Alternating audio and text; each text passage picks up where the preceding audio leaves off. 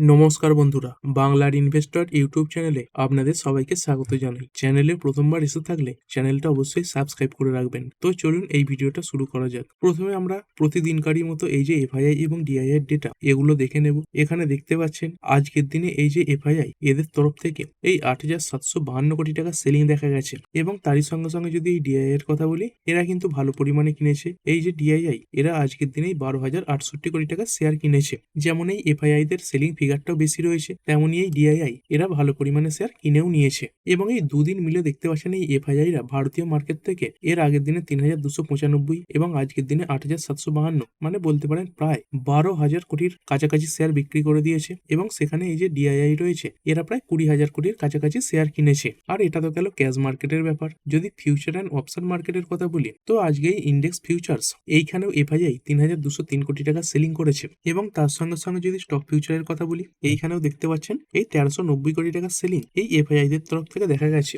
মানে চারদিক থেকেই আজকে যে এফআইআই তারা ভারতীয় মার্কেটে বিক্রি করে দিয়েছে। এরপরে চলুন আমেরিকান মার্কেট দেখে নিই। দেখতে পাচ্ছেন আমেরিকান মার্কেটে খুবই ভালো একটা পারফরমেন্স দেখতে পাওয়া যাচ্ছে। যেই মুহূর্তে আমি ভিডিওটা রেকর্ড করছি, এই যে ডাউ জোন্স এটাই 0.67% উপরে রয়েছে এবং এরই সঙ্গে সঙ্গে এই যে নাসডাক কম্পোজাইট এখানে দেখতে পাচ্ছেন প্রায় 1.5% তেজ দেখা যাচ্ছে। এই ডাউ জোন্স বলুন বা তার সঙ্গে সঙ্গে নাসডাকই বলুন, এই শুরুর সময় দেখতে পাচ্ছেন এই যে প্যাটার্নটা একই রকম রয়েছে। এই শুরুর সময় কিছুটা নিচের দিকে পড়ে গিয়েছিল, কিন্তু সেইখান থেকে একটা শার্প রিকভারি এই ডাউ জোন্সেও এসেছে এবং তারই সঙ্গে সঙ্গে এই যে নাসডাক কম্পোজাইট রয়েছে এখানেও এসেছে। আর আমাদের ইন্ডিয়ান এডিআর গুলো কেমন কি পারফর্ম করছে, যেমনটা এর আগে আমরা দেখতে পাচ্ছিলাম প্রায় বেশিরভাগ এডিআরই লাল নিশানে চলছিল, সেখানে কিন্তু আজকের দিনে কিছু এডিআর সবুজেও ট্রেড করছে। যেমন এই ইনফোসিসের এডিআর দেখতে পাচ্ছেন 0.77% বাড়া রয়েছে। তারপরে উইপ্রোর এডিআর এটা পড়েছে 1.36% ডাউন হয়েছে। এইচডিএফসি ব্যাংকের এডিআর একদম ফ্ল্যাট। আইসিআইসিআই ব্যাংকের এডিআর এটাই 0.22% ডাউন। তারপরে মেঘমাই ট্রিপ এটা 4.81% ডাউন এবং এই ডক্টর রেড্ডি ল্যাব এটাই 0.13% বাড়া রয়েছে। আর এখানেই যাত্রা অনলাইন এখানে 5.5% তেজি দেখা যাচ্ছে। মানে দেখতে পাচ্ছেন কিছু এডিআর লাল নিশানে চলছে এবং তারই সঙ্গে সঙ্গে কিছু যে এডিআর সেগুলো সবুজ নিশানে চলছে। এবং এই যুদ্ধ পরবর্তী সময়ে প্রায় দুদিন দেখছিলাম এই যে এডিআর গুলো এইগুলো প্রায় সবই লাল নিশানে চলছিল, সেখানে কিন্তু আজকের দিনে অনেক এডিআর সবুজেও ট্রেড করছে। তো এটা একটা ভালো সংকেত। এবং তারই সঙ্গে সঙ্গে যদি আমাদের এই গিভ নিফটির কথা বলি, দেখতে পাচ্ছেন এই যে গিভ নিফটি এটা একদম ফ্ল্যাটিস রয়েছে, তবে আজকের ওপেনিং দেখতে পাচ্ছেন অনেকটা নিচে হয়েছিল এবং সেখান থেকে এই হায়ার হাই ফরমেশনেই চলছে।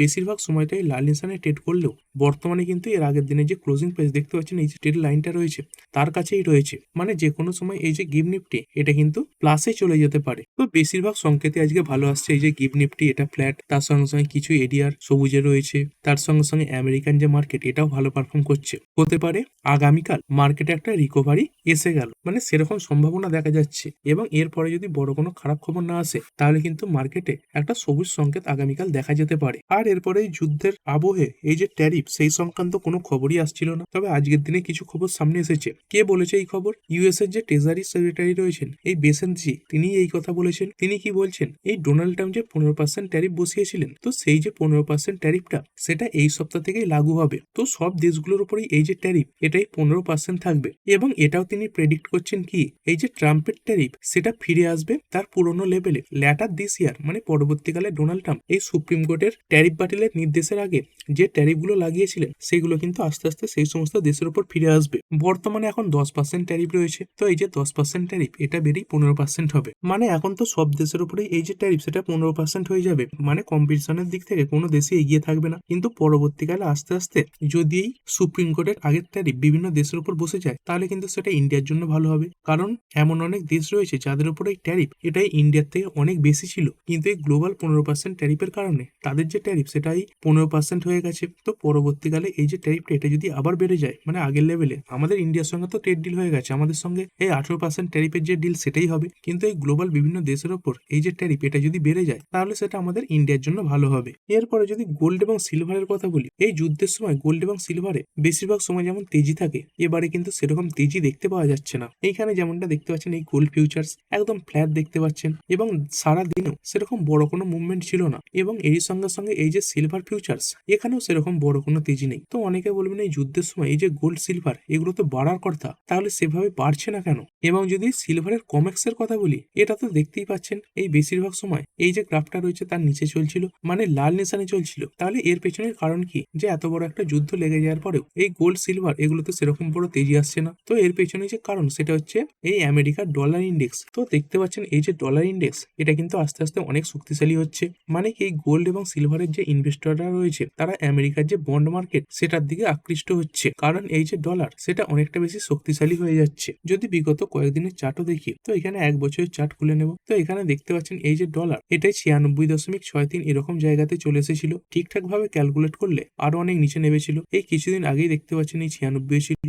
এটা বেশি দিন আগেকার নয়, এই 27শে জানুয়ারির ডেটা। তো সেইখান থেকে এই অল্প দিনেই এই যে ডলার এটা অনেকটা শক্তিশালী হয়ে গেছে, এবং এই যে ডলার এটাও এক প্রকার অ্যাসেট বলতে পারেন। তো এই ডলার শক্তিশালী হয়ে যাওয়ার কারণে এই যে গোল্ড এবং সিলভার এগুলোতে কিন্তু সেরকম তেজি আসছে না। তো এর আগে ডলার কেন দুর্বল হচ্ছিল, কারণ বিভিন্ন যে দেশ তারা এই ডলারের পরিবর্তে এই সিলভার গোল্ড এগুলোকে অ্যাকোয়ার করছিল, এবং বর্তমানে এই যে ডলার ইন্ডেক্স এটা বেড়ে যাওয়ার কারণে এটাই মনে হচ্ছে অনেক দেশ তাদের রিজার্ভ করা যে গোল্ড এবং সিলভার সেগুলো ওপেন মার্কেটে বিক্রি করছে, এবং সেই কারণে দেখতে পাচ্ছেন সাপ্লাই বেড়ে যাওয়ার কারণে এই গোল্ড সিলভার এখানে সেরকম তেজি আসছে না। এরপরে চলুন এই যুদ্ধের পরিস্থিতি এটা একটু দেখে নিই কেমন চলছে এই যুদ্ধের পরিস্থিতি। তো সেরকম থামার কোনো কথাবার্তা শোনা যাচ্ছে না, মানে যে নেগোসিয়েশন হবে এরকমও কোনো রিপোর্ট সামনে নেই। যেমনটা দেখতে পাচ্ছেন ইরান আজকের দিনেও প্রায় 100-এর বেশি ড্রোন দিয়ে বিভিন্ন জায়গাতে অ্যাটাক করেছে। দেখতে পাচ্ছেন এই কুয়েত এর নাম আসছে, তার সঙ্গে সঙ্গে ইরাকের নাম আসছে, এই সৌদি আরবিয়া, তারপরে ইউএই রয়েছে, এবং এই ইরানের যে রেভলিউশনারি গার্ড রয়েছে তারা কি বলছে, the attacks R among its first powerful step. মানে ইরান বলছে তারা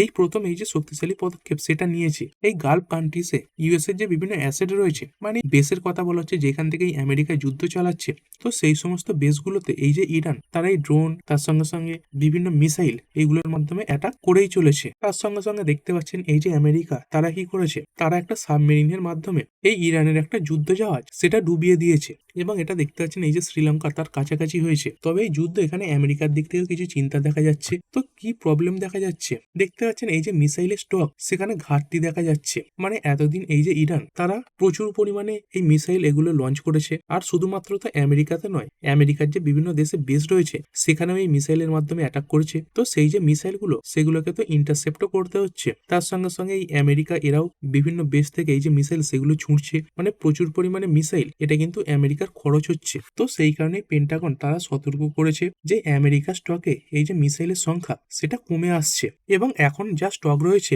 এতে তারা আর মাত্র 10 দিন এই যে যুদ্ধ সেটা চালিয়ে যেতে পারবে। আর এই ইরান এরা কি করছে, বহু কম খরচে এই যে মিসাইল সেগুলো তৈরি করে দেয়, কিন্তু যে মিসাইলগুলো অন্যান্য দেশে তারা পাঠাচ্ছে সেইগুলোকে যখন এই আমেরিকা ইন্টারসেপ্ট করতে যাচ্ছে বা ধ্বংস করতে যাচ্ছে, সেই যে সিস্টেম সেখানে কিন্তু প্রচুর টাকা খরচ হচ্ছে। যেমন দেখতে পাচ্ছেন এই পেন্টাগন এরা কি বলছে, extended conflict would include several risk such as facing high cost for replenishing munition stock. মানে প্রচুর পরিমাণে খরচাও কিন্তু এখান থেকে হতে পারে। আর এই যে যুদ্ধ এটা চলা মানে যে দেশগুলোর মধ্যে চলছে সবারই এই খরচ সেটা বাড়ছে, এবং সেই ব্যাপারেই এই যে ডিফেন্স এক্সিকিউটিভ তারা প্ল্যান করেছে কিসের ব্যাপারে, এই যে হোয়াইট হাউস এখানে একটা মিটিং তারা বসাতে চলেছে কিসের ব্যাপারে, এই ইরানের সঙ্গে যুদ্ধে তাদের এই যে বিভিন্ন মিসাইল কম পড়ে যাচ্ছে সেটার ব্যাপারে। এবং কবেই কথাবার্তা হতে চলেছে, এই শুক্রবার দিন এই যে হোয়াইট হাউস রয়েছে সেখানে এই ব্যাপারে মিটিং হতে চলেছে। আর এরপরে যদি ক্রুড অয়েলের প্রাইসের কথা বলি, তো এইখান থেকেও যে সংকেত সেটাও ভালো আসছে। তো এই যুদ্ধ লাগার পরপর আজকের দিনটাকে ধরে টানা 3 দিন এই যে ক্রুড অয়েল সেটা বেড়েছে, কিন্তু এই মুহূর্তে দেখতে পাচ্ছেন এই যে ক্রুড অয়েল এখানে পতন দেখা যাচ্ছে। তো এটা সামান্য হলেও মানে 1% এখনো পড়েনি, এটাও কিন্তু মার্কেটের জন্য ভালো, কারণ এতদিন এই যে ক্রুড অয়েল সেটা নিয়মিত উপর দিকে বাড়ছিল, তো সেখান থেকে এই যে ক্রুড অয়েল সেটা স্টেবল হয়েছে এবং কিছুটা লাল নিশানও দেখা যাচ্ছে। আর যদি আগামীকালও এই ক্রুড অয়েল পড়ে তাহলে সেটা কিন্তু মার্কেটকে আরো উপরে তুলতে সাহায্য করবে। এবং তারই সঙ্গে সঙ্গে এই রাশিয়া তারাও দেখতে পাচ্ছেন এই কনফ্লিক্টের সময় প্রায় 9.5 বিলিয়ন এই যে ব্যারেলস ক্রুড অয়েল সেগুলো ইন্ডিয়াকে দেবে এই ব্যাপারে আশ্বস্ত করেছে। কারণ দেখতে পাচ্ছেন এই দিল্লি তারা ইতিমধ্যে এই যে ব্যাকআপ সাপ্লাই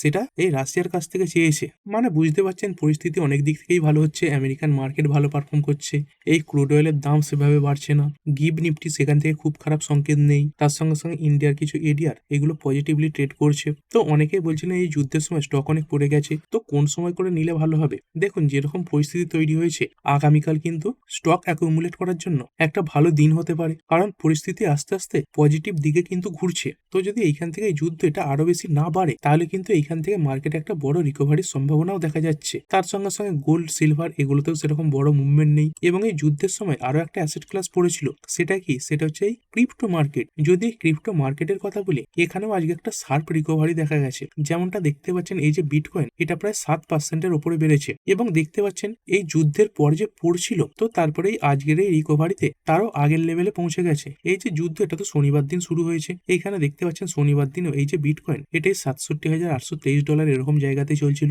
তো সেখান থেকে প্রায় কিন্তু ফেব্রুয়ারি মাসের প্রথমের দিকের যে প্রাইস ছিল সেখানে ফিরেছে। এবং এরই সঙ্গে সঙ্গে এই যে ইথেরিয়াম, যদি এর কথা বলি, এই ইথেরিয়ামেও দেখতে পাচ্ছেন প্রায় 8.5% উপরে তেজি দেখা যাচ্ছে। এই $2153 এই মুহূর্তে চলছে। তো সব দিক থেকেই এই যে পজিটিভিটি সেটা দেখা যাচ্ছে। আর ভিডিও শেষে চলুন একবার আমেরিকান মার্কেট আরেকবার দেখে নিই। এইখানে যেমন ডাউ জোন্স এখানে দেখতে পাচ্ছেন এই 0.64% ওপরে এখনো ট্রেড করছে।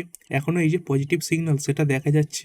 এবং তারই সঙ্গে সঙ্গে এই নাসডাক কম্পোজিট এখানে তো খুবই ভালো পারফরমেন্স দেখা যাচ্ছে। এখনো দেখতে পাচ্ছেন এই যে নাসডাক কম্পোজিট এটাই 1.5% ওপরে রয়েছে। তো ঠিক আছে বন্ধুরা, আশা করছি ভিডিওটা আপনাদের ভালো লেগেছে। আপনি চাইলে এটাকে লাইক এবং শেয়ার করতে পারেন। আর শেয়ার মার্কেট সংক্রান্ত ডেইলি নিউজ আপডেট পেতে চ্যানেলটা সাবস্ক্রাইব করে রাখবেন এবং পাশে থাকা বেল আইকনটি টিপে অল অবশ্যই সিলেক্ট করে রাখবেন, যাতে পরবর্তী ভিডিওর নোটিফিকেশন আপনার কাছে সময় মতো পৌঁছে যায়। আর হ্যাঁ, ভিডিওটি শুধুমাত্র ইনফরমেশন এবং এডুকেশনাল পারপাসের জন্য বানানো হয়েছে। আমি সেবি রেজিস্টার্ড নই, তাই কোনো প্রকার শেয়ারে কোনো প্রকার বাই, সেল, হোল্ড বা অ্যাভারেজ করার কোনো সিদ্ধান্ত নেওয়ার আগে আপনার যে ফাইন্যান্সিয়াল অ্যাডভাইজার আছে তার সঙ্গে অবশ্যই আলোচনা করবেন। দেখা হচ্ছে পরের ভিডিওতে। ধন্যবাদ।